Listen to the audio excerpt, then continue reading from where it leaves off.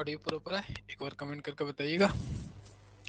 उसके बाद आगे कंटिन्यू करेंगे हम लोग।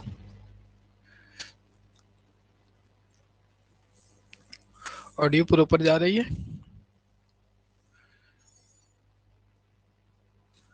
तो चलिए जल्दी से हम लोग स्टार्ट करेंगे अपनी क्लास को। जैसे कि आपको पता है स्टेट अकाउंट के हम लोग अध्ययन कर रहे हैं और कोशिश करेंगे कि आपको मैक्सिमम से मैक्सिमम नंबर्स आ सके। चलिए सुदर्शन चौधरी जी का, पिंकी जी का, जी सर जी। तो आगे अब हम लोग कंटिन्यू करेंगे। किसी प्रकार की कोई क्वेश्चंस हैं तो क्लास होने से पहले पूछ लेंगे, उसके बाद आगे हम लोग कंटिन्यू करेंगे। तो कोई डाउट है आप सभी को स्टेट से संबंधित तो अपना क्वेश्चंस करेंगे, उसके बाद आगे कंटिन्यू करेंगे हम लोग। थोड़ा सा डिले हो गई क्लास लेने में, कोई नहीं। चलिए किन्हीं का कोई कमेंट नहीं है तो हम अपनी क्लास को आगे कंटिन्यू करेंगे। कल हम लोगों ने बेसिक देखा था, अकाउंट के बारे में जाना कि अकाउंट क्या होता है, और उसी को आगे अब हम लोग कंटिन्यू करेंगे। चलिए नदियों का सैर बहुत हो गया, अब आगे हम लोग अब कंटिन्यू करेंगे। ऑडियो वीडियो प्रॉपर है ना? कि किसी प्रकार कोई डाउट ना ना ऑडियो और वीडियो में सारा चीज क्लियर है? चलिए क्लियर है तो आगे अब हम लोग कंटिन्यू करते हैं। अपने आएंगे व्हाइट बोर्ड पे।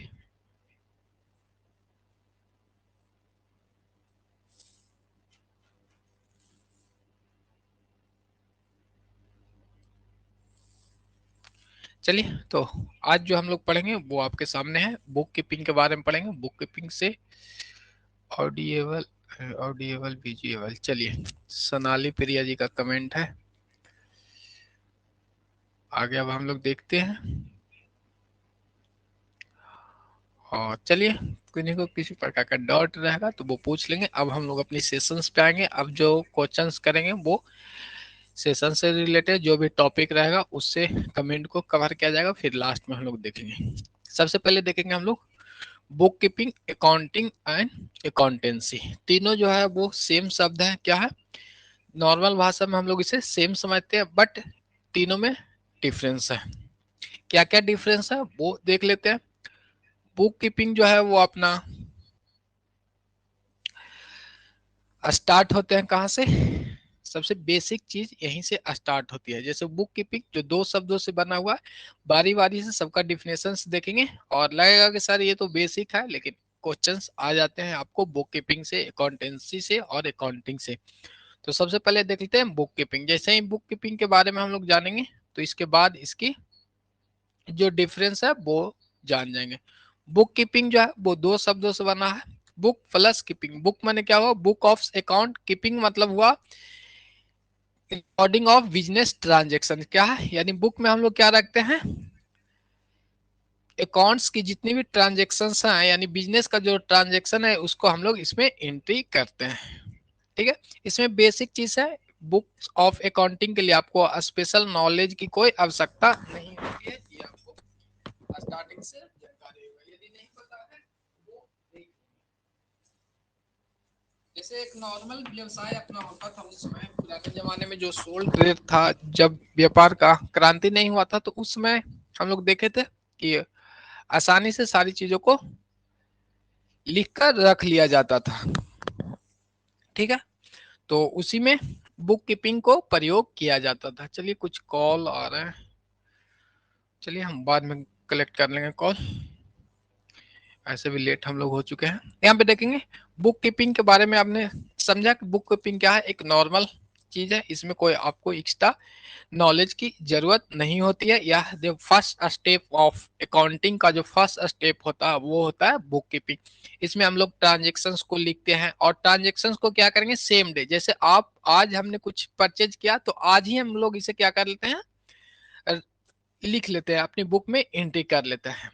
इसके लिए कोई विशेष नॉलेज की जरूरत नहीं है। जैसे आप अपने बाजार से मसाले लाने के लिए जाते हैं तो आते हैं तो अपनी डायरी में लिख लेते हैं।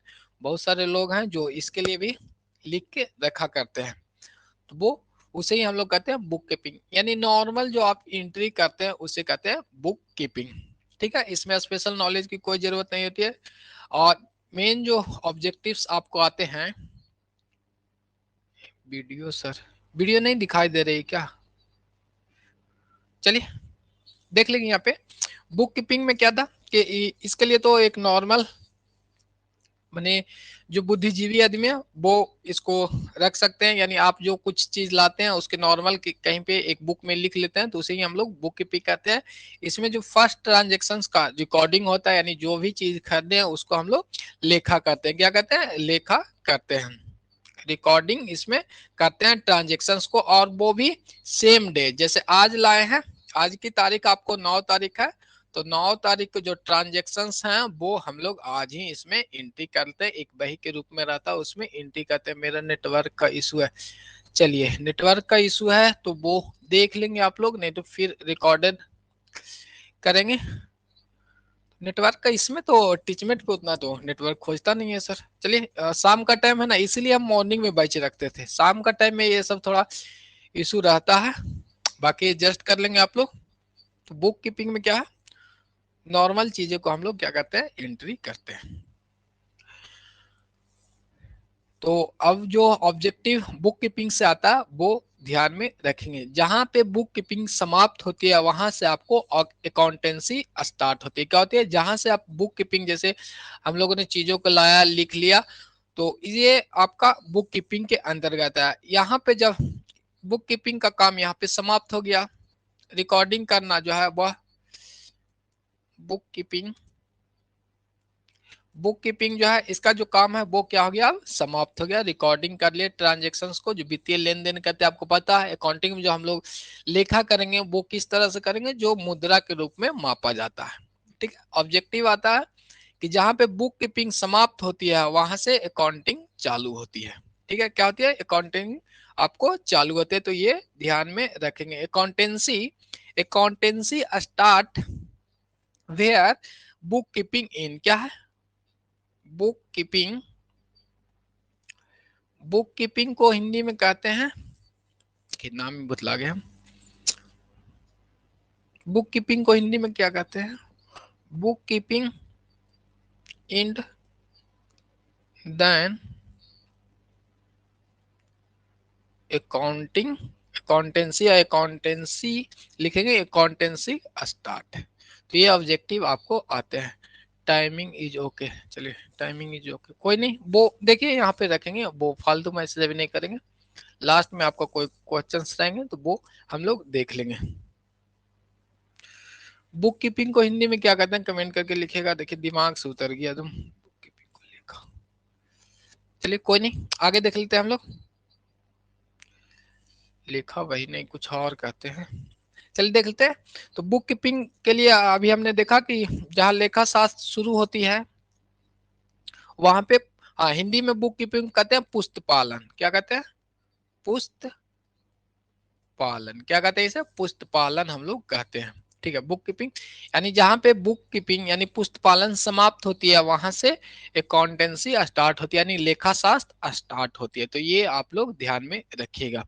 ठीक है, तो एक ऑब्जेक्टिव है और ये क्वेश्चंस अक्सर एग्जाम में देखेंगे। है तो नॉर्मल चीजें, आपको याद भी होंगे सभी को, लेकिन फिर भी यदि किन्हीं को नहीं है तो वो ध्यान में रखेंगे। ओवरऑल इसमें जो बुक कीपिंग में था कि ट्रांजेक्शन्स को हम लोग रिकॉर्ड करते हैं, सेम डेज करते हैं, और बुक कीपिंग के लिए कोई विशेष नॉलेज की जरूरत नहीं है। जैसे आप अपनी एक, आपके पास एक बही है या डायरी रखते हैं, उसमें जो रिकॉर्डिंग करते हैं आप लिखते हैं उस चीजों को नॉर्मली, या सब्जी लाने के लिए या किसी अन्य चीजों के भी ट्रांजेक्शन्स को रिकॉर्ड करते हैं, तो उसे ही हम लोग बुक कीपिंग कहते हैं। ठीक है, अकाउंटिंग में आता है, इसमें स्किल की जरूरत होती है, कंटेंट की जरूरत है, जो एक नियम के थ्रू बनाया जाता है। अकाउंटिंग, अकाउंटेंसी में ये ध्यान में रखना है। यानी बुक कीपिंग क्या हो गया, एक रफ वर्क के रूप में होता है, यानी आज आपने ट्रांजेक्शन आई तो आज ही आपने यहाँ लिख लिया।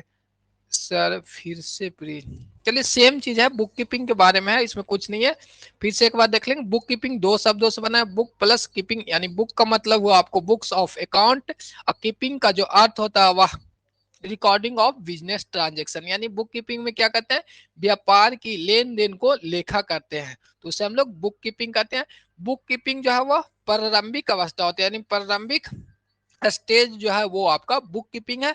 इसके बाद जो ऑब्जेक्टिव आपको आते हैं वो आते हैं कि जहां पे बुक कीपिंग समाप्त होती है, याद रखिएगा जहां पे बुक कीपिंग समाप्त होती है वहां से लेखा शास्त्र जो है वह आपका लेखा शास्त्र है जो आपका स्टार्ट होता है यानी शुरू होता है। ये एक ऑब्जेक्टिव बुक कीपिंग से अक्सर देखने को मिले हैं, तो नोट कर लेंगे। ऐसे याद भी हो जाना चाहिए आपको कि बुक कीपिंग जहां पे समाप्त होती है वहां से यानी लेखा शास्त्र स्टार्ट होती है, यानी रिकॉर्डिंग का जो काम बुक कीपिंग में हम लोग करते हैं, यानी बुक कीपिंग का इतना दायरा है, तो जहां से ये अपनी दायरा समाप्त करती है तो इसके बाहर से जो चलती है वो आपको है अकाउंटेंसी चलती है। अकाउंटेंसी में आपको पता है कि स्किल की जरूरत होती है, अच्छी नॉलेज की जरूरत होती है, सारे जो ट्रांजेक्शन्स का जो नियम कानून है वो सारी चीज हम लोग क्या करते हैं, फॉलो करते हैं। ठीक है, किन्हीं को कोई डॉट है बुक कीपिंग में तो वो बताएंगे आप लोग, किसी प्रकार की कोई डॉट है तो। चलिए sir, book keeping in accounting start, हाँ बिल्कुल, सोनाली प्रिया जी का जो राइट कमेंट है, बुक कीपिंग इंड और अकाउंटेंसी स्टार्ट हो जाती है। ओवरऑल जो प्राइमरी बेसिस है वो बुक कीपिंग, यानी प्रारंभिक जो अवस्था को बुक कीपिंग कहते हैं, यानी इसमें सिर्फ रिकॉर्डिंग ट्रांजेक्शन्स को किया जाता है, और अकाउंटिंग में ध्यान रखेंगे उन्हीं चीजों को हम लोग रिकॉर्ड करते हैं जिसे हम लोग मुद्रा में माप सकते हैं। ठीक है, तो आगे अब हम लोग चलेंगे। किन्हीं को कोई डॉट है तो वो अपना कमेंट करेंगे। अब किन्हीं को कोई कमेंट करना है तो वो कमेंट करेंगे। चलिए चलिए ठीक है, तो आगे बढ़ेंगे। किन्हीं का कमेंट है तो वो कमेंट करेंगे। अब यहाँ पे हम लोग देखते हैं जो चीजें हैं वो हमने समझ लिया, बुक कीपिंग के बारे में जो आपको रीड करने की चीजें हैं वो यहाँ पे देखेंगे। यहाँ पे सबसे पहले देखना है आपको कि बुक कीपिंग के बारे में आपको लिखा हुआ है वो देख लेते हैं। सबसे पहले book keeping, accounting and accountancy are different terms but they these यहाँ पे डबल है, but these are often considered as simultaneously, यानी ये जो है बुक कीपिंग अकाउंटिंग अकाउंटेंसी जो है वह अक्सर पर्यायवाची माना जाता है। क्या है पर्यायवाची शब्द का मतलब आपको पता है, सूर्य को रवि कहते हैं, माने एक ही आदमी को कई नाम होते हैं। जनरली जो बुक कीपिंग अकाउंटिंग अकाउंटेंसी जो है उसे हम लोग क्या मानते हैं, पर्यायवाची शब्द मानते हैं। बट हम लोग अकाउंटेंट है, अकाउंटिंग को अध्ययन करेंगे तो इसके बारे में हम लोग डिटेल में जानते हैं कि क्या इसमें चेंजेस होते हैं, कहाँ पे चेंजेस होते हैं। चलिए आगे देख लेते हैं। Book keeping is a art, क्या है बुक कीपिंग आपका क्या है, एक आर्ट है। ऑफ रिकॉर्डिंग, क्या है रिकॉर्डिंग करने का है। क्लासिफाइंग यानी एक वर्ग के रूप में इसे बांटने का। Business transaction in set of book, यानी एक बुक के सेट में इसे जो हम लोग लिखते हैं, जैसे आपने सेल के चीजें लिखे हैं तो सेल में रिकॉर्डिंग कर रहे हैं। ठीक है, परचेज कर रहे हैं तो परचेज में कर रहे हैं तो वो क्लासिफाइंग है, यानी परचेज वाले एक जगह, सेल वाले एक जगह। रिकॉर्डिंग का मतलब तो आपको पता है कि जो हमने लिख रहा है। साउंड का इशू है यहाँ, तो जो एप्लीकेशन आपका ओपन है वहां पे तो सही है। जावेद जी अपना बताइएगा आप लोग कि साउंड का कोई इशू है क्या, कि बताइएगा जल्दी से बताएंगे, साउंड इशू है क्या, साउंड क्लियर है। चलिए क्लियर है, थोड़ा सा देख लेंगे अपना नेटवर्क को भी। चलिए आगे अब हम लोग देख लेंगे। हिंदी में वही चीज आपको लिखा हुआ है कि बुक कीपिंग पुस्तकों के एक सेट में व्यापारिक लेन देन के रिकॉर्ड करने और वर्गीकृत करने की एक कला है। तो ये तो आपको हमने पहले भी समझा रखा, ये आपको पीडीएफ के रूप में है। यहाँ पे ध्यान रखेंगे सबसे पहले ये भी याद रखना कि अकाउंटिंग एक आर्ट है। क्या है, आर्ट है। आर्ट के साथ साथ साइंस भी है, ये भी ध्यान में आपको रखना, ऑब्जेक्टिव में क्वेश्चंस आएंगे। बुक कीपिंग क्या है, जहाँ पे बुक कीपिंग हम लोग की एरिया समाप्त होती है बुक कीपिंग की, जैसे मान लेते हैं इतना एरिया समाप्त होते थे, इससे बाहर की जो एरिया है वो अकाउंटेंसी यानी लेखा शास्त्र स्टार्ट हो जाती है। तो ये ध्यान में रखना है। ऑब्जेक्टिव दो चीजें आज हमने देखा। नेक्स्ट पॉइंट आपके सामने है कि book keeping is an art, क्या है recording, recording business dealing in set of books. ये जो बताया गया, जो डिफिनेशन दिया गया वह जे आर बैटल बोरिया द्वारा दिया गया है। तो ये इनका कुछ डिफिनेशंस जो नॉरकोट है उन्होंने बुक कीपिंग के बारे में क्या कहा है तो वो मायने नहीं रखता, आपको डिफिनेशंस क्वेश्चंस में नहीं आते हैं, बाकी देख लेंगे कुछ जो डिफिनेशन है वो साथ में भी हम लोग रखेंगे।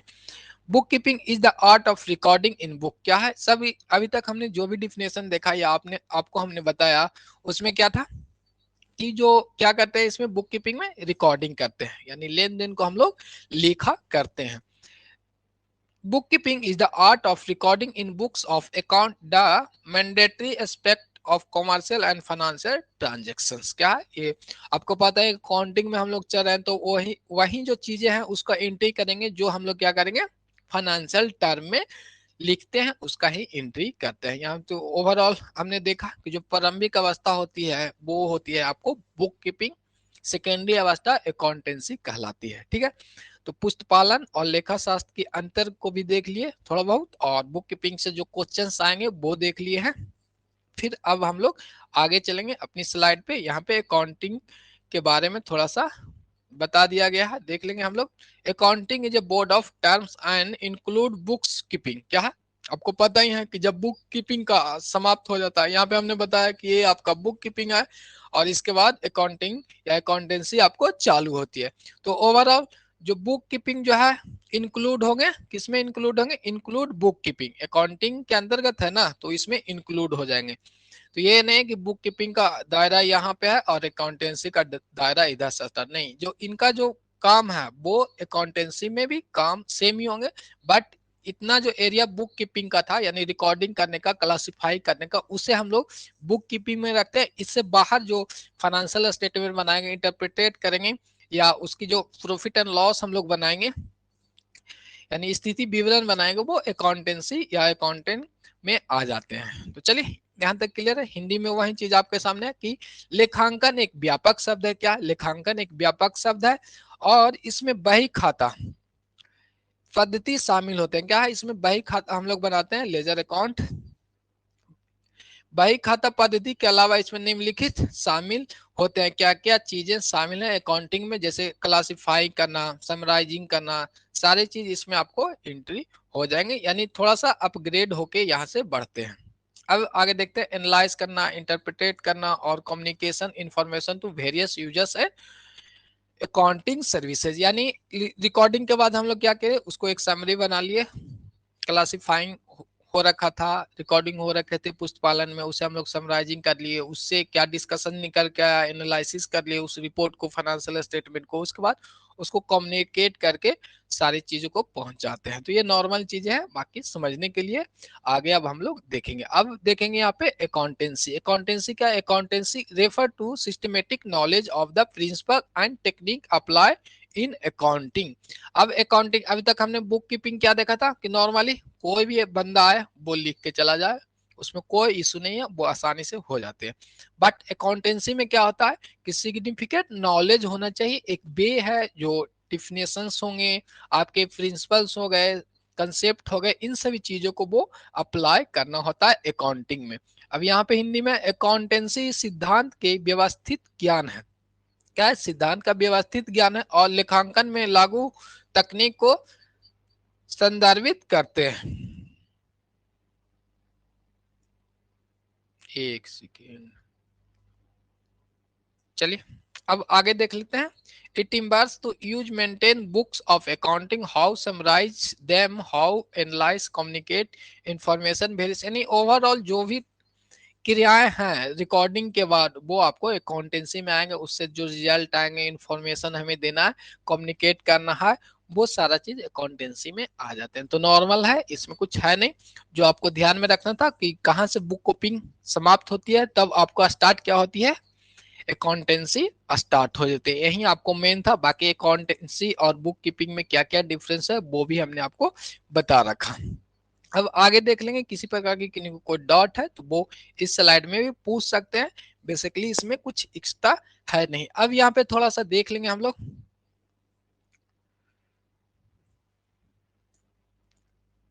एक सेकेंड, यहाँ तो काम ही नहीं कर रहा।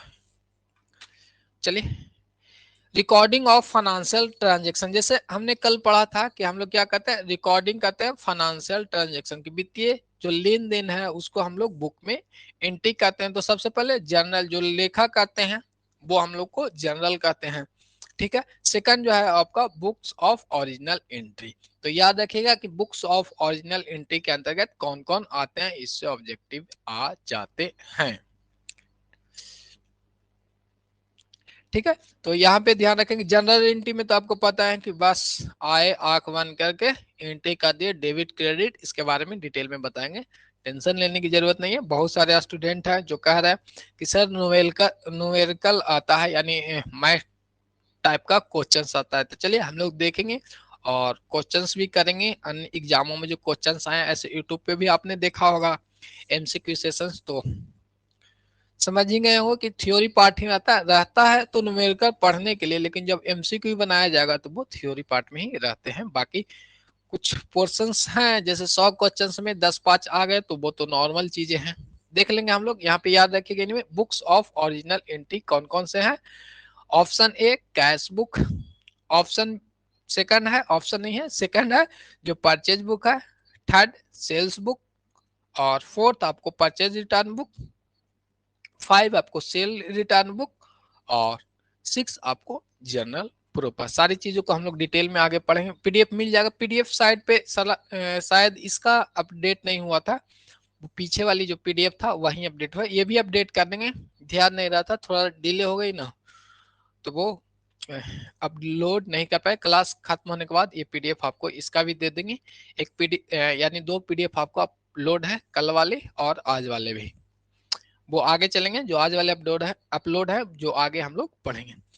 तो यहाँ पे याद रखिएगा बुक्स ऑफ वीवीआई के रूप में ये है, इससे भी क्वेश्चंस आते हैं। यानी बुक्स ऑफ ओरिजिनल एंट्री किस में होते हैं, कैश बुक यानी रोकड़ book, purchase book, sales book, फिर परचेज रिटर्न, सेल रिटर्न। यहाँ पे याद रखेगा कैश बुक, रोकड़ बुक सिंपल, परचेज और परचेज रिटर्न, सेल और सेल रिटर्न, और लास्ट में आपको जनरल प्रॉपर। यानी 2 याद रखना, cash book, journal proper, purchase sale तो आपको पता ही है, और इसका जस्ट उल्टा परचेज रिटर्न और सेल रिटर्न।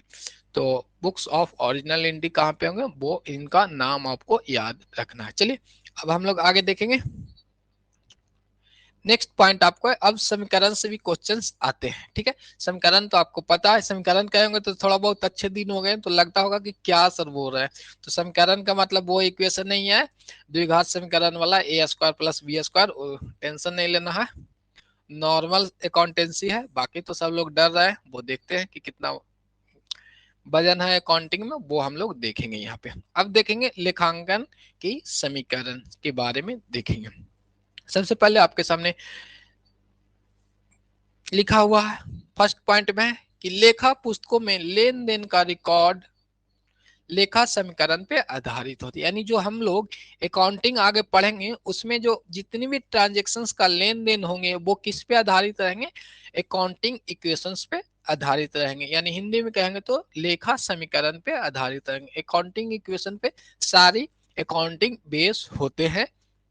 100 मार्क्स में पेडागोजी भी होगा नहीं, 100 मार्क्स में पेडागोजी सर, ठीक है वो कमेंट बाद में कर लीजिएगा जावेद जी, या वैवी इन इंग्लिश। पीडीएफ सब स्टार्टिंग में बोले थे ना कि पीडीएफ इंग्लिश में मुश्किल हो जाएगा, बाकी समझ लेंगे। लेखा पुस्तक यानी accounting books, transaction in accounting book record in on basis of accounting समीकरण, क्या है अकाउंटिंग इक्वेशन, अकाउंटिंग इक्वेशंस। ठीक है, तो लेखा books transactions record in books based on accounting equations. ठीक है, सेकंड पॉइंट देखेंगे।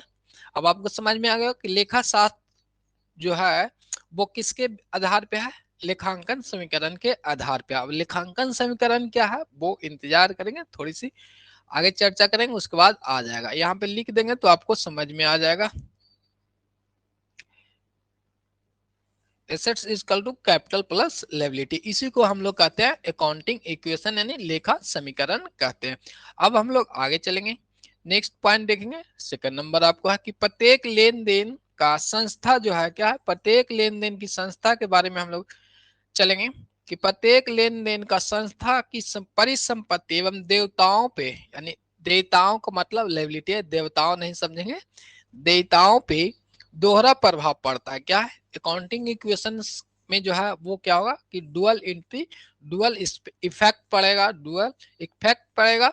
इसके फलस्वरूप व्यवसाय की कुल परिसंपत्तियों का योग, यानी जितनी भी हमारे पास बिजनेस का संपत्ति है, परिसंपत्ति यानी इंग्लिश में एसेट्स कहेंगे, एसेट्स का सम सदैव उसकी देयताएं एवं स्वामी पूंजी के योग के बराबर होता है। ओवरऑल कहने का मतलब है यहाँ पे कि एसेट्स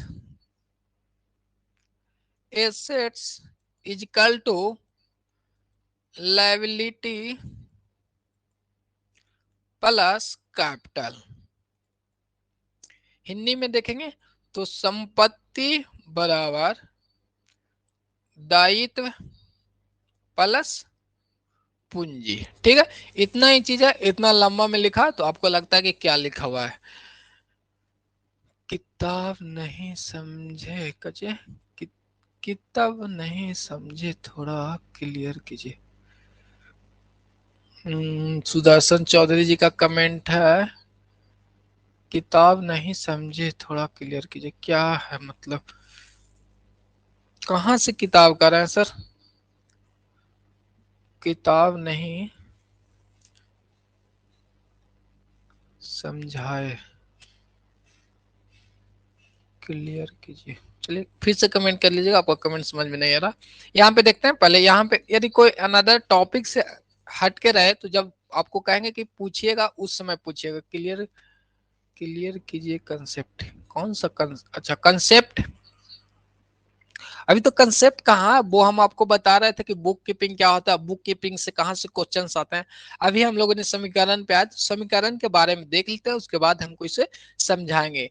जो समीकरण का फॉर्मूला है वो assets is equal to liability plus capital होते हैं। और यही चीज इतनी लंबा में आपको लिखा हुआ था कि प्रत्येक लेन देन संस्था की संपत्ति यानी एसेट्स एवं दायित्व यानी लायबिलिटी पे दोहरा प्रभाव पड़ते हैं, जिसके फलस्वरूप व्यवसाय की कुल परिसंपत्तियों का योग, यहाँ पे टाइपिंग थोड़ा सा मिस्टेक है, कुल संपत्तियों का योग सदैव दायित्व एवं स्वामी पूंजी के योग के बराबर होंगे, यानी दायित्व और पूंजी के योग के बराबर होंगे। यही इतना लिखा हुआ है।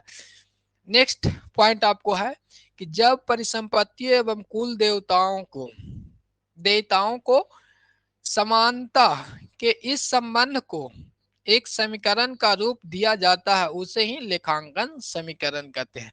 यानी जो वर्ड इसमें लिखा हुआ था उसी को हम लोग क्या कहते हैं, लेखांकन समीकरण कहते हैं। यहाँ पे देख लेंगे, हिंदी में ही पहले लिख देते हैं आप लोग को,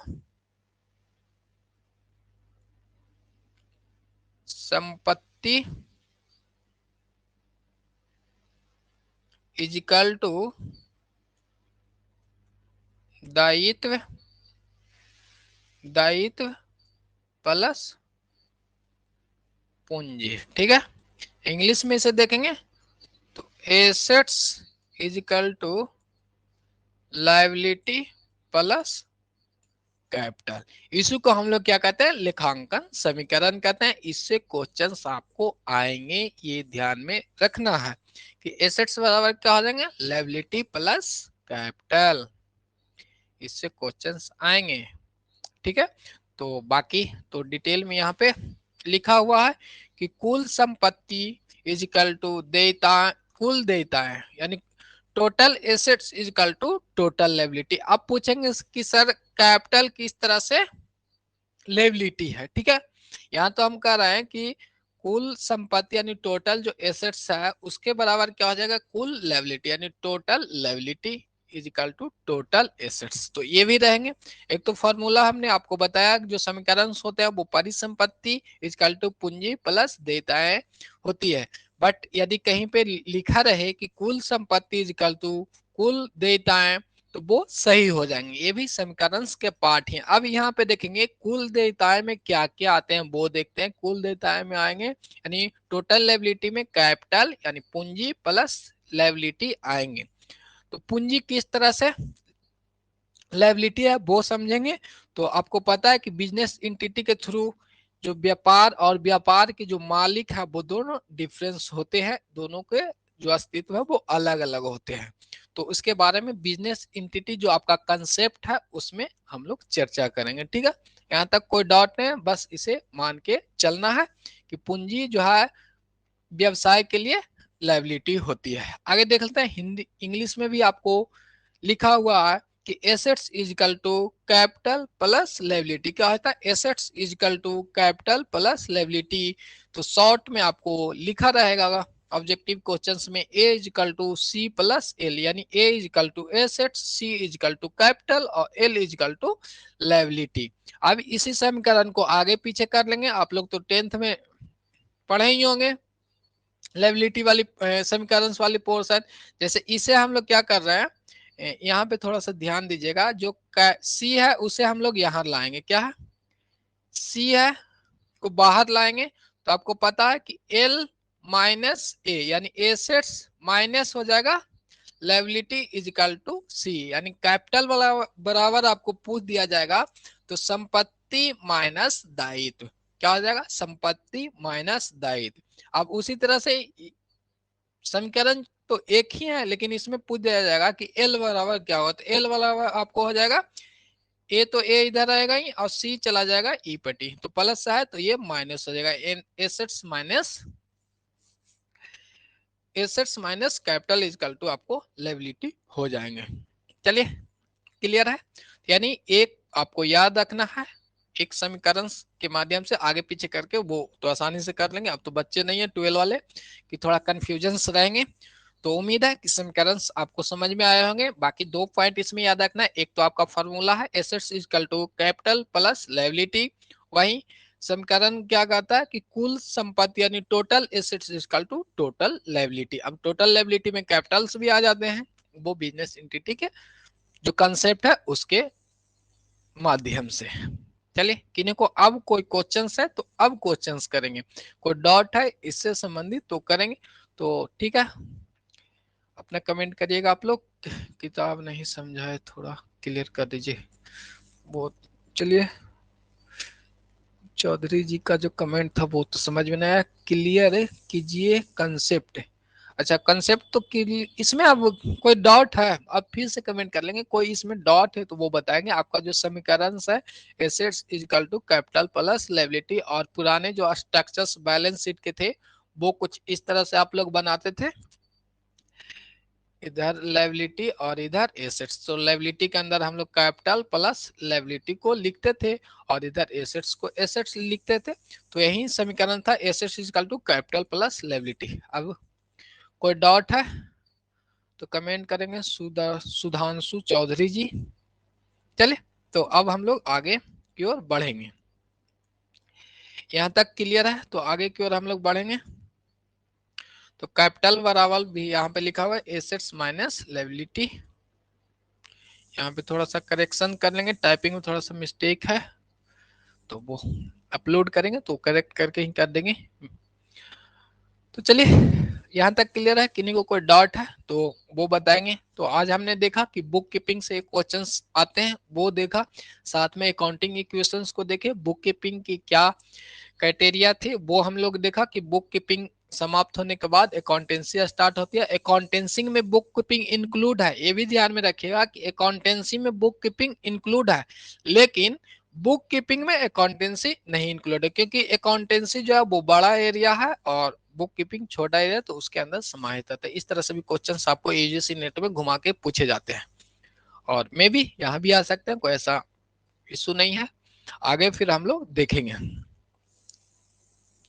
किन्हीं को कोई डाउट है तो वो अपना कमेंट करेंगे, नहीं तो फिर आगे हम लोग बढ़ेंगे। अब जो देखेंगे वो कंसेप्ट था कि कंसेप्ट क्लियर कीजिए, तो वो कंसेप्ट हम लोग देख लेंगे। बिजनेस इंटिटी के बारे में शायद वो बिजनेस इंटिटी के बारे में पूछ रहे थे, तो बिजनेस इंटिटी जो कंसेप्ट है वो यह कहता है आपको कि आप अपना यानी यदि हम व्यापार बनाए हैं तो हमारा व्यापार का जो नाम है वो अलग है, यानी व्यापार अलग है और हम अलग हैं। बिजनेस एंटिटी का यही कंसेप्ट है। तो बाकी हम लोग आज कंसेप्ट को भी देखेंगे, और कंसेप्ट जो है वो आपके लिए मोस्ट इंपॉर्टेंट है, इससे क्वेश्चंस आते हैं। यानी जितना भी पॉइंट हम आपको पकड़ के चलेंगे वो कोशिश करेंगे कि वो आपको बताते चले कि कहाँ से क्वेश्चन जनरेट होते हैं। ऐसे पढ़ाने के लिए तो भाई लाइन से पढ़ा देंगे तो वो ध्यान नहीं रहेगा। यदि हम आपको बताएंगे कि ये वाली चीज देखेंगे, टॉपिक्स बाई क्वेश्चंस भी साथ साथ लेकर चलने कुछ इम्पोर्टेंट, चलिए ठीक है, वो टॉपिक वाइज कर लेंगे, वैसे कोई इशू नहीं है, क्वेश्चंस के लिए कोई इशू नहीं है वो। चलिए और चलिए पहले और कोई किन्हीं को सजेशंस है वो स्टार्टिंग में कमेंट कर लेंगे, अभी उसके बाद आगे बढ़ेंगे। तो हम लोग देख लेते हैं जल्दी अमित चौधरी, चलिए अमित चौधरी आपका कोई कमेंट नहीं है, जल्दी से आप लोग कोई और सजेशंस हैं सेशन से लेके, और यदि कोई और इम्प्रूवमेंट करना है तो वो अब बता लेंगे भाई, देख लेते हैं आप लोग का सजेशन साथ में कि क्या क्या रिक्वायरमेंट आप सभी को रिक्वायरमेंट को ध्यान में रखा जाएगा, ऐसा कोई इशू नहीं है, आप लोग कमेंट कर सकते हैं, जल्दी से कमेंट करेंगे उसके बाद आगे हम लोग चलेंगे। चलिए तो किन्हीं का कोई कमेंट नहीं आया तो उम्मीद करते हैं बाकी देखेंगे, लास्ट में भी आप कमेंट कर सकते हैं। मिडिल ऑफ द क्लास ज्यादा डिस्कशन ठीक नहीं है क्योंकि हम लोग के पास समय कम है और हम लोग को सिलेक्शन से लेना है। डिजिटल बोर्ड पे समझ सेम रहते और अच्छा रहता। अब डिजिटल बोर्ड किसी खोजते हैं सर, एमकॉम से भी आएगा, एमकॉम वाला पोर्शन करवाएंगे, जय गुरु। चलिए डिजिटल बोर्ड ही इसे कहते हैं, बाकी उल्टा लिखते हैं, आगे से काम चल रहा है ना। चलिए वो बोर्ड वोर्ड का इशू रहने दीजिए, वो इसमें कोई दिक्कत है तो बताइए कि वो राइटिंग का थोड़ा सा इशू होगा तो वो हम आपके लिए करेक्ट कर लेंगे, उसमें कोई इशू नहीं, थोड़ा सा टाइम लगेगा और क्या, थोड़ा स्लो में लिखेंगे, चलिए वो भी ठीक हो जाएगा। तो यहाँ पे चलिए अब अपनी टॉपिक पे आएंगे, बाकी बाद में लास्ट में हम लोग कर लेंगे डिस्कशंस। बेसिक अकाउंटिंग कंसेप्ट, अब हम लोग देखेंगे कि जो हम लोग ने अकाउंट के बारे में जाना, अकाउंट्स कहाँ से स्टार्ट होती है, किस तरह से उत्पत्ति हुई, ये सब भी हमने जाना, अकाउंटिंग का फादर का नाम भी आपने जाना। सामने सामने लिखिए, अच्छा सामने सामने, चलिए सामने सामने ही लिखेंगे, कोई नहीं। आधार, यहाँ पे देखेंगे आधारभूत लेखांकन संकल्पनाओं से तात्पर्य उस आधारभूत व मूलभूत संकल्पनाओं से जो वित्तीय लेखांकन के सिद्धांत व अभ्यास में निहित होते। ओवरऑल आपको यहाँ पे ये ध्यान रखना है कि वो लिखा हुआ उसको रन दीजिए कि वित्तीय लेखांकन के क्या क्या सिद्धांत है, जो अकाउंटिंग आपको बेस है वो हम लोग देखेंगे, और पूरी अकाउंटिंग इन कंसेप्ट एवं सिद्धांत पे चलेंगे आपको, ठीक है। ध्यान रखिएगा, और कंसेप्ट से आपको क्वेश्चंस आएंगे, जैसे बिजनेस एंटिटी इससे भी क्वेश्चंस आते हैं, मनी मैनेजमेंट इससे भी क्वेश्चंस आते हैं। यदि आपने यूट्यूब पे एमसीक्यू सेशंस किए होंगे तो अब आपको समझ में आया होगा, उस समय तो थोड़ा बहुत कम समझ में आया होगा, लेकिन अब यहाँ पे देखेंगे तो जो भी हम अध्ययन कराएंगे वो क्वेश्चंस बहुत सारे एग्जाम में आए हुए हैं, तो टेंशन नहीं लेना है, बाकी सारी चीजों को अभ्यास करते रहिएगा, बुक भी है तो वो भी पढ़ते रहिएगा। आगे अब हम लोग देखते हैं गोइंग कंसर्न क्या है। गोइंग कंसर्न कंसेप्ट है accounting period cost concept dual aspect. Next point आपको है revenue recognization matching concept full disclosure consistency, और इसके बाद आपको है कंजर्वेटिज्म, और आपको मटेरियलिटी और ऑब्जेक्टिविटी, यानी इतनी कंसेप्ट है। तो बाकी जो की पॉइंट है इसका वो हम आपको बताते चलेंगे, जैसे ही हम कंसेप्ट को आपको बताएंगे तो की पॉइंट साथ में लेके चलेंगे, जिससे पूरा थ्योरी आपको याद नहीं करना है, जहां से क्वेश्चंस आएंगे यानी की पॉइंट जो रहेंगे वो आपको याद रखना है। जैसे बिजनेस एंटिटी है तो स्वामी और व्यापार के जो मालिक हैं उसमें दोनों में अंतर रहते हैं, यानी व्यवसाय और व्यवसाय के मालिकों में डिफरेंस होते हैं दोनों चीज, बस इतना ही याद रखना है, बाकी तो क्वेश्चन में आएंगे तो वहां पे हम लोग टिक कर लेंगे। अब हम लोग आगे की ओर बढ़ेंगे, तो इसको करने से पहले, कंसेप्ट को करने से पहले थोड़ा सा जो अकाउंटिंग से क्वेश्चंस भी आते हैं, अकाउंटिंग जो इक्वेशन था उस क्वेश्चंस को भी हम लोग कर लेते हैं, ठीक है, उस क्वेश्चंस को भी हम लोग कर लेंगे। तो देख लेते हैं ये कंसेप्ट, थोड़ा सा डिले कर लेते हैं, पहले हम लोग कंसेप्ट जो अकाउंटिंग इक्वेशंस पे क्वेश्चंस नॉर्मली आ जाएंगे इस इक्वेशंस पे वो हम लोग कर लेंगे। तो यहाँ पे सबसे पहले लिखेंगे, किनका नाम ले ले, चलिए सुधांशु जी का नाम ही ले लेते हैं। क्वेश्चंस यहाँ पे एक नोट करेंगे आप लोग, अकाउंटिंग इक्वेशन पहले हम लोग लिख देते हैं। Accounting equation assets is equal to capital plus liability. Question number 1 देखेंगे जो आसान से आएंगे। मान लेते हैं कि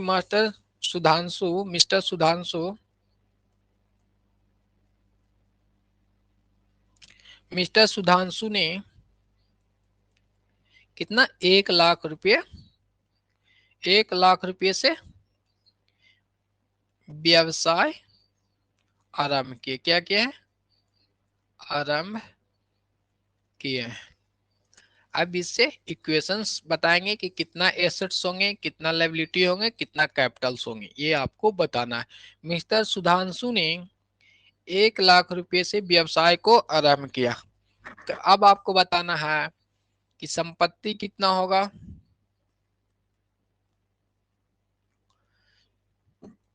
पूंजी कितना होगा, और आपको दायित्व इसमें कितना होगा। बस इतना ही दिया रहेगा।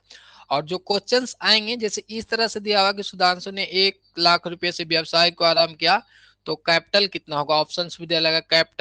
कैपिटल याद करें, option A 10,000, option B 1 lakh, option C 90,000। इस तरह से क्वेश्चन आएंगे। लंबा आपको बनाने के लिए नहीं लगता है, बस एक लाइन वाले क्वेश्चन ही आते हैं। तो जल्दी से आप लोग कमेंट करेंगे, उसके बाद हम लोग आगे बढ़ेंगे। तो संपत्ति कितना अमाउंट हो जाएगा यहाँ पे देख लेंगे फिर से, और राइटिंग थोड़ा सा और हम इम्प्रूव करेंगे। तो यहाँ पे देखिएगा कि मिस्टर सुधांशु ने 1 लाख रुपए से व्यवसाय को आरंभ किए हैं। तो अब व्यवसाय को आरंभ किए हैं तो assets is equal to 1 lakh, capital is equal to 1 lakh, और लायबिलिटी कितना है सलोनी प्रिया, लायबिलिटी भी बताइएगा। इंक्रीज कैपिटल 1 लाख और कैश 1 लाख। चलिए एसेट्स 1 लाख, चलिए ठीक है, और कमेंट करेंगे। यहाँ पे देखेंगे जो व्यापार आप स्टार्ट करते हैं तो अपने व्यापार के लिए मान लेते हैं कि ये आपका एक अच्छा खासा बिजनेस है, और इसमें आप व्यापार स्टार्ट करने के लिए आ रहे हैं। तो अपने साथ 1 लाख रुपया, यानी यहाँ पे जो क्वेश्चंस बोले गए थे लायबिलिटी 0। चलिए सोनाली प्रिया का कमेंट आ गया है, राइट है, बिल्कुल 0 है यहाँ पे। यहाँ पे देखेंगे कि जब हमने व्यापार अपने आप को लेके चलेंगे, अकाउंटिंग में अपने आप को साथ में रखेंगे कि अब हम व्यापार स्टार्ट करने जा रहे हैं। तो क्वेश्चन में बोला गया था कि 1 लाख रुपए से व्यवसाय स्टार्ट के, तो 1 लाख रुपया क्या है आपका कैश है। क्या है? 1 लाख रुपया जो है वो आपका कैश। और कैश किसके अंतर्गत आता है? वो कैपिटल के अंतर्गत आते, सॉरी एसेट्स के अंतर्गत आते हैं। कैश जो है वो एसेट्स के अंतर्गत आएंगे, तो ऑब्वियसली जो कैश है वो आपको एसेट्स हो जाएंगे। तो कितना हो जाएगा? 1 लाख रुपया। अब आपने 1 लाख रुपया जो अमाउंट लेके आए हैं वो क्या हो जाएगा आपके लिए? पूंजी है। अब कहते हैं ना कि 1 लाख रुपए पूंजी लगा के हम बिजनेस किए हैं, तो वहीं 1 लाख रुपए कैश लाए तो वो तो एसेट्स हो गए, और साथ में आपको पूंजी भी 1 लाख रुपया हो गया। पूंजी कितना हो गया? 1 लाख रुपया। और एक तरह से दायित्व होता है व्यवसाय के लिए पूंजी, ये तो आपको पता है, बिजनेस एंटिटी कंसेप्ट के माध्यम से वो आगे पढ़ेंगे तो और क्लियर हो जाएंगे। थोड़ा सा भी ध्यान में रखेंगे। व्यवसाय और कंपनी के बारे में चर्चा करेंगे, सोल ट्रेड और पार्टनरशिप छोड़ा के हम लोग देखेंगे कंपनी के बारे में। तो यहाँ पे देखेंगे आपको पूंजी हो गया 1 लाख रुपया, संपत्ति हो गया 1 लाख रुपया। जब व्यवसाय स्टार्ट करते हैं तो कुछ इसी तरह से होता है ना। तो यहाँ पे जो समीकरण में यदि पूछा रहा था कि ए प्लस ए बराबर कितना होगा, तो संपत्ति में हम लोग 1 लाख लिख देते, और कैपिटल में आप लोग 1 लाख लिख देते, और लायबिलिटी कितना है यानी दायित्व कितना है, दायित्व आपको कुछ नहीं है तो यानी शून्य हो जाएगा। तो इस तरह से क्वेश्चंस आएंगे। क्वेश्चंस आपको यहीं पूछ दे दिया जाएगा, ठीक है। यदि आपने रीड नहीं करके गया तो पूछ देगा कि दायित्व बताइए, तो बस दिन रात एक हो जाता है, रहता कुछ नहीं अकाउंटिंग में। चलिए तो समझ में आ गया होगा। किन्हीं को कोई डॉट है तो वो पूछ लीजिएगा, किन्हीं को कोई डॉट है तो वो पूछ लेंगे।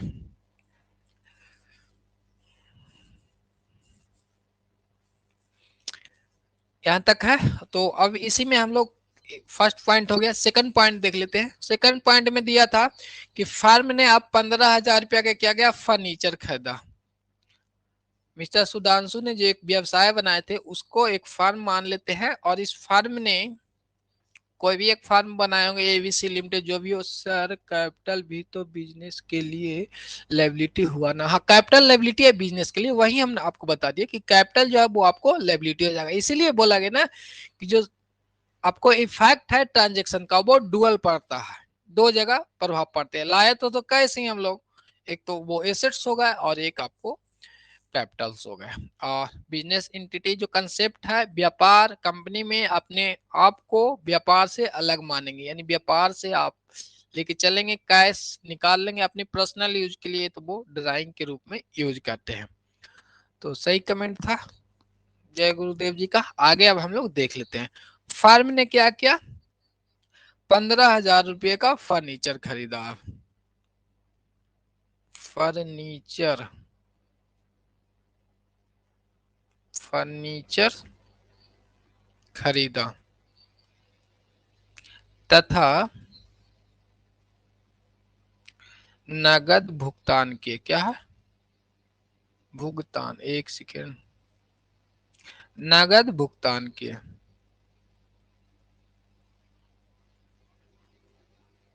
अब यहाँ पे किस देखिए जो क्वेश्चन है वो यहीं से जनरेट है कि 1 लाख का पूंजी था, आगे चल के क्या किया हम लोग, फर्नीचर 15,000 रुपया का एक फर्नीचर खरीद लिए। तो अब आपके पास, तो आपको पता है कि हमारे पास कैश कितना था व्यापार में, कैश था 1 लाख रुपए, लेकिन 10,000 रुपये का हमने फर्नीचर खरीदा 15,000 का, तो अब हमारे पास 15,000 तो चला ही जाएगा, 15,000 जाएगा तो कैश बच जाएगा अपने पास 85,000। अब बताएं जो हमने फर्नीचर खरीदा, फर्नीचर खरीदे कितना का खरीदे, 15,000 रुपये का, तो फर्नीचर आपका क्या होता है, एसेट्स होते हैं। तो अब जो समीकरण बनेंगे वो 1 लाख रुपया तो कैपिटल है ही, और कैश के रूप में आपको कितना 85,000 और प्लस 15,000 रुपया आपको फर्नीचर हो गए। ठीक है, और लायबिलिटी अभी भी हमारा शून्य है। कैप कैपिटल 85 कैसे घट गया, कैपिटल आपको देखिए, कैपिटल कोई चेंज नहीं होगा ना यहाँ पे। Assets furnitures increase and other side assets cash decrease by 15,000। चलिए एसेट्स में क्या क्या है आपके पास, कैश हमारे पास कितना था 85,000 प्लस फर्नीचर्स जो अब आ गए हमारे पास वो 15,000। ये तो पार्ट है एसेट्स का। अब इधर देखेंगे कैपिटल कितना का कितना रह जाएगा। देखिए जो आपका कैश था उससे आपने यूज किया, कैपिटल में से थोड़े ना निकाले हैं। जो संपत्ति था जैसे 1 लाख रुपया कैश है तो वही तो आपको पूंजी हो रहा था, यहाँ पे भी आपको 1 लाख रुपया, तो 1 लाख रुपया कैपिटल में से निकालेंगे स्पेशली तब ना। ठीक है, तो कैपिटल आपको 1 लाख ही है। ठीक है, सलोनी प्रिया जी का राइट आंसर है। और लायबिलिटी जो है वो आपका शून्य हो जाएगा। इस तरह से भी क्वेश्चंस आते हैं। नॉर्मल नॉर्मल ये क्वेश्चंस हैं, ध्यान नहीं देने के बाद। अच्छा पिक्चर हटा दें क्या, चलिए। तो नॉर्मल नॉर्मल सब क्वेश्चंस रहते हैं। ये आपको कैश थे और ये आपको फर्नीचर्स हैं, और इधर इजिकल टू कैपिटल प्लस दायित्व, दायित्व तो जीरो ही है। तो उम्मीद है कि अच्छे से समझ में आया होगा। अब कोई डाउट है तो वो पूछेंगे। इस तरह से क्वेश्चंस आपको आएंगे, आगे भी इसी तरह से आपको चलते रहेंगे कि फर्नीचर्स की जगह आलू, मिस्टर आलू ने 10,000 रुपया उधार माल खरीद लिया तो क्या एंट्री हो जाएगा, वो सेम ही हो जाएगा, उधार खरीद लेंगे तो आपका क्या हो जाएगा, लायबिलिटी बढ़ जाएगा। तो वो भी हम कर ही लेते हैं, उसको क्यों छोड़ दें। चलिए एक और क्वेश्चन देख लेंगे यहाँ पे, इसमें कोई डाउट है तो वो पहले कमेंट कर लेंगे, उसके बाद आगे हम लोग बढ़ेंगे। नेक्स्ट पॉइंट आपको दिया हुआ है, मान लेते हैं कि दिया हुआ कि मिस्टर आलू ने, क्वेश्चन थोड़ा इंटरेस्टिंग करने के लिए नाम है कि फर्म ने मिस्टर आलू से लालू से नहीं, आलू से 15,000 का फर्नीचर खरीदा। 15,000 रुपये का सीधे फर्नीचर तो हो गया। अब माल कर देते हैं, माल मतलब स्टॉक, कोई भी चीज जो माल का मतलब है कि जो आप लाए और उसे बेच देंगे, उसे हम लोग कहते हैं माल, यानी गुड्स ऐसे इंग्लिश में कहते हैं। ठीक है, 15,000 रुपये का माल उधार उधार खरीदा। उधार खरीदा मतलब यहाँ इंग्लिश में लिखेंगे कि गुड्स परचेज ऑन क्रेडिट ₹15,000। ठीक है, तो अब क्या समीकरण होंगे, स्टार्टिंग से ही चल रहा है, ये अलग से कोई क्वेश्चन नहीं उसी में इंक्लूड होंगे। तो आपके पास कैपिटल कितना था, 1,00,000 रुपया कैपिटल था। अब आपने उधार कोई चीज खरीद रखा है, क्या है, ये तो कैपिटल हो गया। उधार आपने यदि आप खरीदे हैं तो आपको तो क्या हो जाएगा, लायबिलिटी बढ़ जाएगी। जैसे आपने किसी से 10,000 रुपया लिया तो लायबिलिटी बढ़ जाएगी ना, ऑब्वियसली बढ़ जाएगी। तो प्लस आपको जो फॉर्मूला था plus liability equal to asset, तो कैपिटल्स का मान में तो कोई चेंज हो नहीं रहा है। अभी जो ई ट्रांजेक्शन आपके सामने आए उससे क्या हो जाएगा, 15,000 रुपया का लायबिलिटी बढ़ गया। आपने कोई चीज उधार में खरीदा तो आपको तो लायबिलिटी बढ़ेगा ही बढ़ेगा। ठीक है, अब इधर की पार्ट देखते हैं, एसेट्स में क्या हो जाएगा, हमारे पास पहले से क्या था 85, इसमें देखेंगे पहले से क्या था एसेट्स में 85,000 रुपया कैश था और 15,000 रुपया कब फर्नीचर था। अब यहाँ पे क्या इंक्रीज हो रहे हैं, अब यहाँ पे इंक्रीज हो रहे हैं माल। हमने क्या खरीदा, माल खरीदा, यानी स्टॉक। माल का मतलब स्टॉक है, ध्यान रखेंगे। यहाँ पे हम लोग स्टॉक खरीदा, कितना का स्टॉक खरीदे हैं, 15,000 का। तो जो इक्वेशन है हमेशा इक्वल होंगे, जो अकाउंटिंग इक्वेशंस हैं वो आपको लिखा हुआ भी है कि assets is equal to capital plus liability, यानी इधर जितना मान होगा कैपिटल और लायबिलिटी को मिला के उतना ही एसेट्स होंगे। ठीक है, कैश 85,000, फर्नीचर 85,000, स्टॉक 50,000। चलिए, वैभवी जी का राइट कमेंट है। तो उम्मीद है कि सारी चीज को आप अच्छे से समझ पाए। यही आपको क्वेश्चन दे दिया जाएगा कि मिस्टर आलू ने 15,000 रुपये का उधार माल खरीदा तो स्टॉक कितना हो जाएगा, लायबिलिटी में कितना चेंजेस हो जाएंगे, बस और कुछ नहीं आएगा। इक्वेशंस पे चलते रहते हैं। तो उम्मीद है कि इक्वेशंस आपको अच्छे से समझ में आया होगा। अब हम लोग चलेंगे अपने कंसेप्ट पे। किस पे चलेंगे, कंसेप्ट को देखेंगे। कोई भी प्रकार की आपकी दिक्कत रहेगी तो वो आप लोग कमेंट करके आप पूछ सकते हैं। आज की सेशंस अभी तक जो हमने किया था वो पूछेंगे, ये नहीं कि आप पढ़ा रहे हैं तो सर ऐसे होना चाहिए, वो नहीं होना चाहिए, वो फ्लो है जो वो मजा नहीं आता। तो अब किन्हीं को कोई डाउट है तो वो कमेंट करेंगे। बाकी फिर हम लोग अब कंसेप्ट को देखेंगे, और कंसेप्ट को ना हम लोग 2-3 पार्ट में करेंगे। कॉन्सेप्ट आपके लिए इंपॉर्टेंट है, प्रत्येक कॉन्सेप्ट जितना भी है उससे क्वेश्चंस आने की फुल्ली संभावनाएं होती है। यदि एक बार में कुल पढ़ा दिए तो हौच पौच भी होने की संभावनाएं रहती है, तो वो भी साथ में लेके चलेंगे। बाकी हम लोग देख लेते हैं, कंसेप्ट पे आएंगे। उम्मीद है कि किसी को कोई डाउट नहीं है। तो टाइमिंग देख लेंगे, यदि नए कोई स्टूडेंट है तो वो एक बार टाइमिंग देख लेंगे। जो आपको क्लासेज है मंडे टू फ्राइडे, सैटरडे कर देते हैं, सैटरडे रहेगी। टाइमिंग आपको 7 PM पे रहेगी, क्या है 7 PM पे रहेगी। और कोई भी डाउट है तो वो इस नंबर पे ऐसे कांटेक्ट कर सकते हैं, 99055697 और आपने इस क्लास के लिए 999 भी आप पेमेंट किया है, तो हम चाहेंगे कि आपकी जो अमाउंट है वो फुल्ली यूटिलाइज हो और आपका सिलेक्शन पक्का करवाएं। तो ये रिस्पॉन्सिबिलिटी रहेगी हमारी। बाकी साथ में आप लोग प्रयास करेंगे, ये नहीं कि हम पढ़ा रहे हैं तो उधर गप चल रहा है, वैसा नहीं होना चाहिए। और इस बार जो सिलेक्शन हो जाएगा तो हाई स्कूल के मास्टर बन जाएगा, और सरकारी मास्टर का जो मजा है जो तो आपको पता ही है। गुड बाय सर जी का है, अभी अभी और चलेगा, ऐसे छोड़ेंगे तो थोड़ा होगा। एक कंसेप्ट से 60 दिन में हम लोग को कंप्लीट करना है अच्छे से, तो थोड़ा एक्स्ट्रा लेके चलेंगे। लेट भी आए थे ना 10 मिनट। तो ठीक है, क्लासेस के लिए कांटेक्ट कर सकते हैं, बाकी तो सब आप लोग ज्वाइन है ही। आगे हम लोग देख लेते हैं। यहाँ पे हमने चर्चा कर रखी थी कंसेप्ट के बारे में। तो फर्स्ट जो है वो बिजनेस एंटिटी पे चलेंगे हम लोग। तो बिजनेस एंटिटी पे देखेंगे, हिंदी में कहते हैं व्यापारिक इकाई। क्या कहते हैं, व्यापारिक इकाई, या तो व्यवसायिक एकांकी संकल्पना भी इसे कहते हैं। बिजनेस एंटिटी कंसेप्ट, क्या है, कंसेप्ट, कंसेप्ट। चलिए, बिजनेस एंटिटी कंसेप्ट को हिंदी में कहते हैं व्यापारिक इकाई सिद्धांत के साथ साथ या तो इसे व्यापारी एकांकी सिद्धांत भी कहते हैं। और जो बेसिक चीजें हैं वो देखिएगा। इस कंसेप्ट के अनुसार व्यवसाय का अपने स्वामी से पृथक एवं स्वतंत्र अस्तित्व होते हैं। जैसे यहाँ पे देख लेते हैं, आपका एक क्या है, व्यवसाय है, ठीक है, ये आपका व्यवसाय है, बिल्डिंग है एक,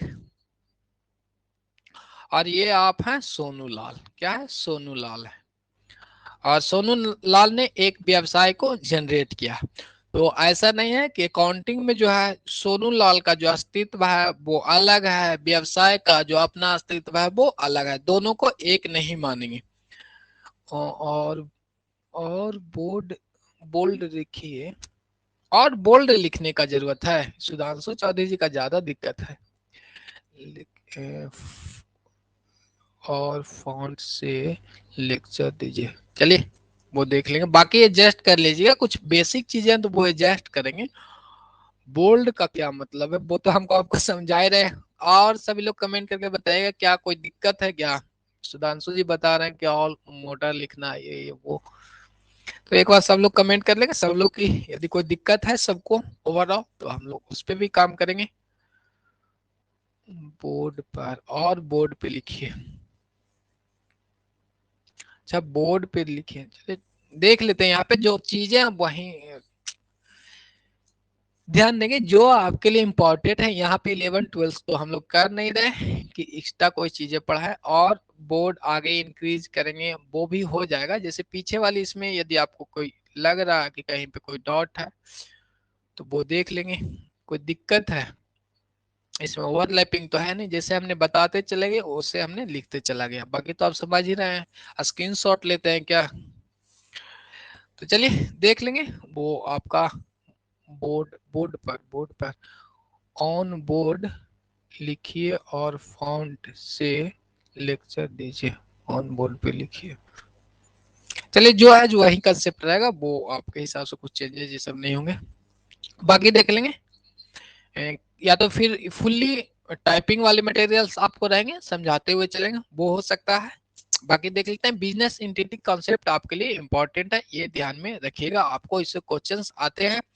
इस कंसेप्ट के अनुसार व्यवसाय का अपने स्वामी से पृथक एवं स्वतंत्र अस्तित्व होता है, यानी जो आपका व्यापार है, मान लेते हैं ए लिमिटेड ये है, तो ए लिमिटेड और यह रामू रामलाल कर देते हैं, राम लाल है, तो ये एक व्यवसाय को ओपन किए हैं, तो इनका जो अस्तित्व है व्यवसाय का वो अलग होंगे, क्या होंगे, वो आपका अलग होंगे, और रामू लाल का अलग हो। ये नहीं कि हमने अपना व्यवसाय को बनाया है तो हम और व्यवसाय दोनों एक पर्सन है, नहीं, दोनों दो पर्सन है, यही आपको बिजनेस एंटिटी कंसेप्ट कहता है, ठीक है।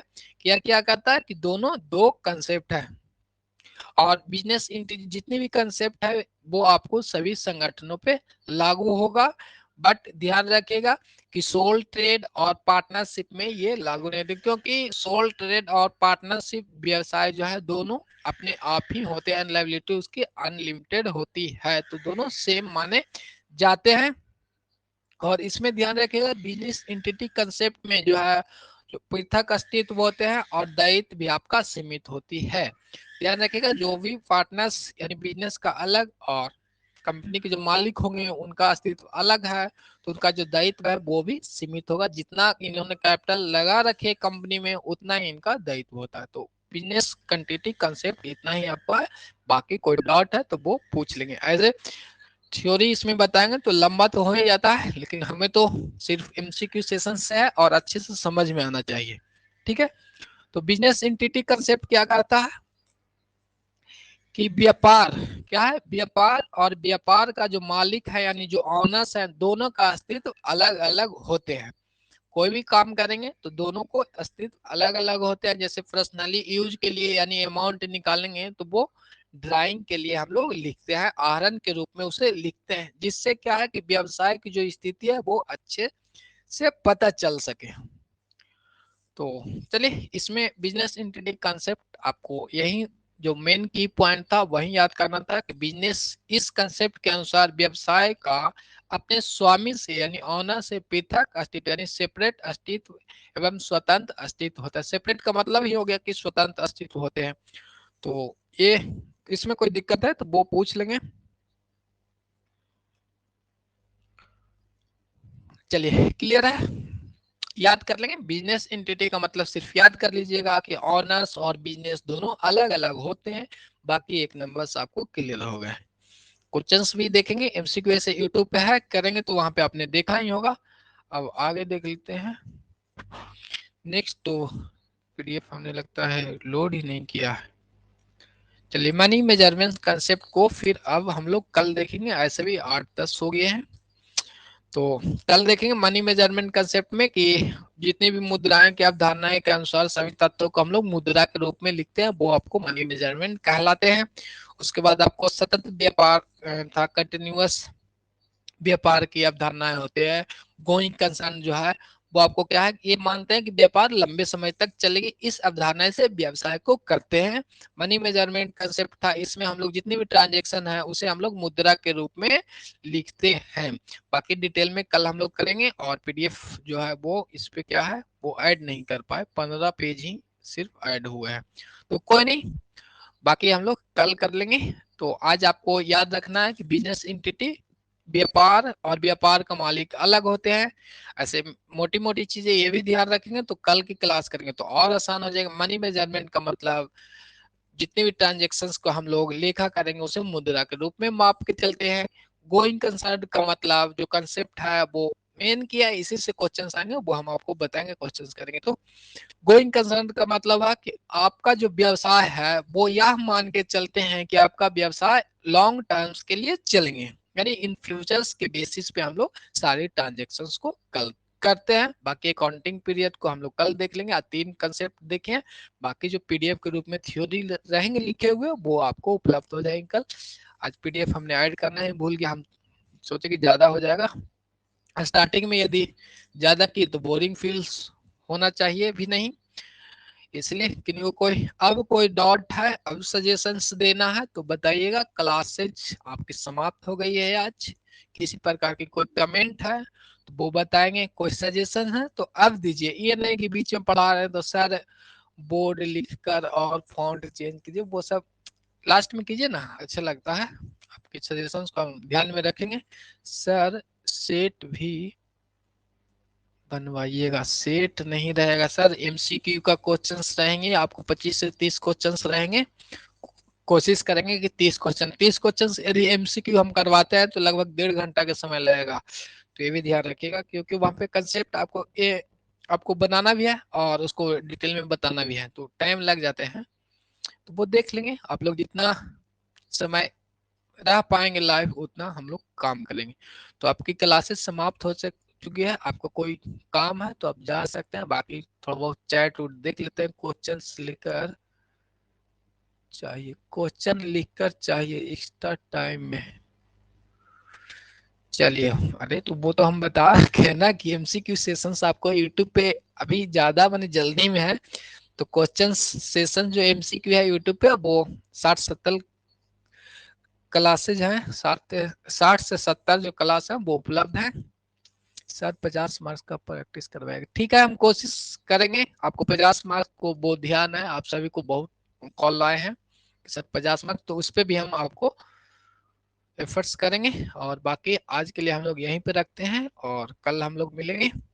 किसी को किसी प्रकार की कोई डाउट है तो अब कल हम लोग मिलेंगे।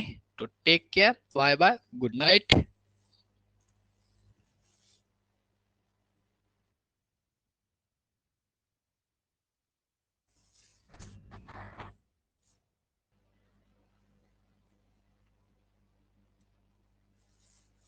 साथ में इसका लॉग ले तो कैसे होगा।